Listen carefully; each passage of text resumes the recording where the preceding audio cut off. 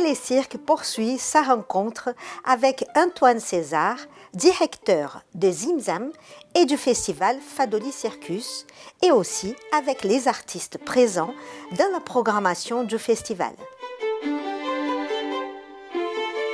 De manière générale, c'est la première année où on fait la part belle véritablement à des créations qui sont pratiquement toutes passées par le pôle cirque et handicap auparavant. Donc ça, c'était très important pour nous, que ça soit vraiment une fenêtre sur ce qui se passe à l'année ici et que ça mette un focus sur le fait que le festival est un événement où les gens viennent voir des spectacles, mais aussi qu'ils puissent comprendre que ces spectacles-là sont issus d'un processus de rencontre, de création avec l'IME et avec d'autres personnes.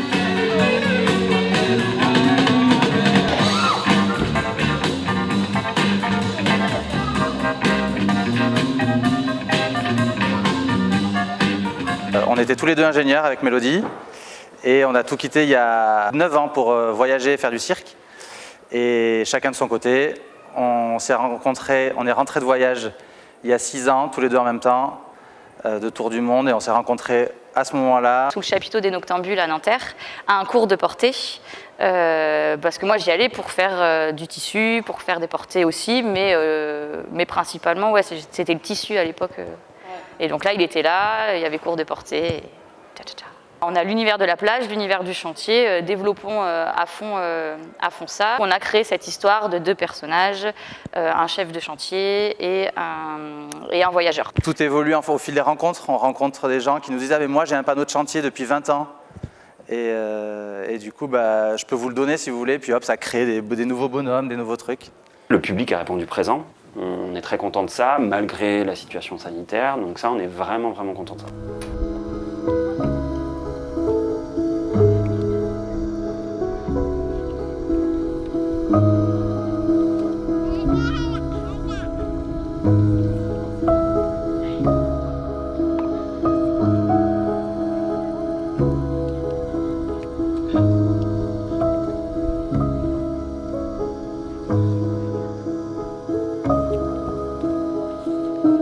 L'écriture, elle a été très physique, beaucoup d'improvisation, beaucoup de travail de partenaires, de contacts, beaucoup de travail en aveugle qui finalement s'est retrouvé, était à la base un matériel de création, un outil, et qui finalement a pris tout son sens dans l'écriture justement du spectacle et dans le propos.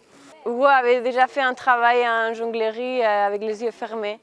Et on trouvait qu'avec les yeux fermés, on a une espèce de vulnérabilité, mais en même temps une ouverture parce que nos sens ils s'ouvrent. D'un coup, on entend mieux, on ressent mieux les choses, tout ça. On avait envie de parler de confiance entre un homme et une femme sans être dans une lecture forcément d'une relation amoureuse et sans être dans forcément quelque chose de stéréotypé entre guillemets.